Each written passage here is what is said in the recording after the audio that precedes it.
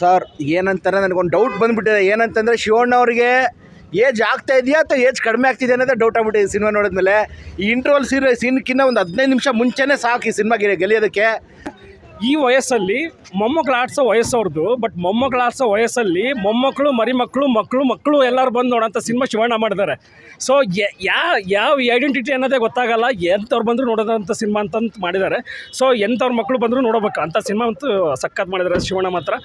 Shivanna super ಇದೆ. 3 ವರ್ಷಕ್ಕೊಂದ್ಸಲಿ film ತೆಗೆಯೋದಲ್ಲ sir, ವರ್ಷಕ್ಕೆ 2 film challenging star Darshan ಕೊಡ್ತಿದ್ರು, ಮತ್ತೆ ಹ್ಯಾಟ್ರಿಕ್ ಹೀರೋ ಶಿವರಾಜ್ ಕುಮಾರ್ ಕೊಡ್ತಿದ್ರು, ಪುನೀತ್ ರಾಜ್ಕುಮಾರ್ ಕೊಡ್ತಿದ್ರು. ಯಾರೋ 3 ವರ್ಷಕ್ಕೊಂದು ಫಿಲಮ್ಗಳು ಕೊಟ್ಟು ಅವಾರ್ಡ್ ಆಗೋದಲ್ಲ ಸರ್. 2 ವರ್ಷಕ್ಕೆ 2 ಫಿಲಮ್ಗಳು ಕೊಡಿ. ಕನ್ನಡ ಫಿಲಮ್ಗಳ ಬೆಳೆಸ್ರಿ ಓಕೆನಾ. ಪ್ರತಿಯೊಬ್ರು ಎಲ್ಲರೂ ಬಂದು ಮೂವಿಗಳು ನೋಡ್ಬೇಕು. ನೆಕ್ಸ್ಟ್ ಲೆವೆಲ್ ಗುರು ಮೂವಿ ಮಾತ್ರ ಜೀವನದಲ್ಲಿ ಶಿವಣ್ಣ ಅಂತರ ನೋಡೋಕೆ ಯಾರಿಗೂ ಆಗಲ್ಲ. ಶಿವಣ್ಣ ಅವ್ರ ಬಗ್ಗೆ ಹೇಳ್ಬೇಕಂತಂದರೆ ಸೋಲು ಗೆಲುವು ಯಾವುದನ್ನೇ ಲೆಕ್ಕ ಹಿಡದೆ ಸಿನಿಮಾ ಮಾಡೋಂಥ ಏಕೈಕ ನಟರಲ್ಲಿ ಶಿವಣ್ಣ, ಚಾಲೆಂಜಿಂಗ್ ಸ್ಟಾರ್ ದರ್ಶನ್ ಅವರಿಬ್ಬರು. ಮತ್ತೇನಂತಂದರೆ ಒಂದೊಂದು ಆ್ಯಕ್ಷನ್ ಸೀನ್ಸನ್ನು ಈಗ ನಮ್ಮ ಫ್ರೆಂಡ್ ಹೇಳ್ದಂಗೆ 40 ವರ್ಷ ಆದ್ರೂ ಸ್ವಲ್ಪ ಈಗ ತುಂಬ ಆರೋಗ್ಯ ಸಮಸ್ಯೆ ಅಂತ ಎಲ್ಲ ಇದ್ರೂ ಶಿವಣ್ಣವ್ರು ಒಂದು 62-63 ಏಜಲ್ಲಿ ಈ ಒಂದು ಆ್ಯಕ್ಷನನ್ನು ಮಾಡ್ತಾರೆ ಅಂದರೆ ಇದನ್ನು ಯಾರು ಬಿಟ್ ಮಾಡೋಕ್ಕೆ ಚಾನ್ಸೇ ಇಲ್ಲ. ನಾನು ಬೇಕಿರೋ ಚಾಲೆಂಜ್ ಮಾಡ್ತೀನಿ, ಇನ್ನು ಮುಂದೆ 20 ವರ್ಷ ಆದ್ರೂ ಶಿವಣ್ಣವ್ರನ್ನ ಬಿಟ್ ಮಾಡೋಕ್ಕೆ ಚಾನ್ಸೇ ಇಲ್ಲ. ಮತ್ತು ಇನ್ನೊಂದೇನೆಂದರೆ ಬರೀ ಇಂಟ್ರೋಲ್ ಸೀನೇ ಸಾಕು ಸರ್ ಈ ಸಿನಿಮಾ ನೋಡೋದಕ್ಕೆ.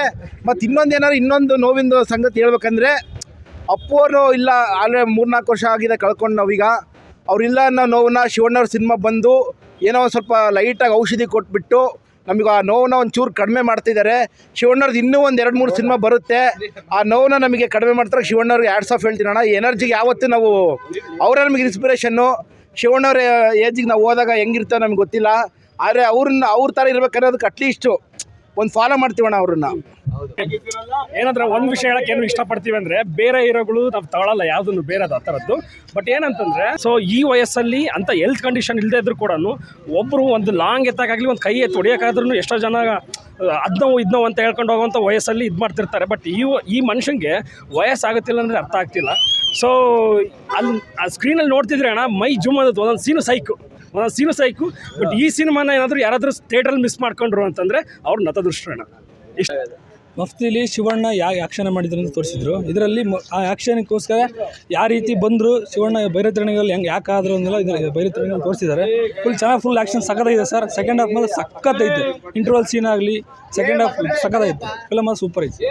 ಶಿವರಾಜ್ ಅಣ್ಣನ ಆ್ಯಕ್ಟಿಂಗ್ ಭಾಳ ಚೆನ್ನಾಗಿದೆ. ಮೂವಿ ಮಾತ್ರ ಬಂದು ಎಲ್ಲರೂ ನೋಡಿ, ಕನ್ನಡ ಇಂಡಸ್ಟ್ರಿ ಉಳಿಸಿ. ಇವಾಗ ಒಂದು ಮಾತು ಹೇಳಬೇಕು. ಒಂದು 10 ಟ್ಯಾಗೀಸ್ ಇತ್ತು ನಮ್ಮ ಚಿತ್ರದುರ್ಗದಾಗೆ. ಈಗ 10 ಟ್ಯಾಗೀಸ್ ಹೋಗಿ ಒಂದು 2 ಟ್ಯಾಗೀಸಿಗೆ ಬಂದಿದೆ.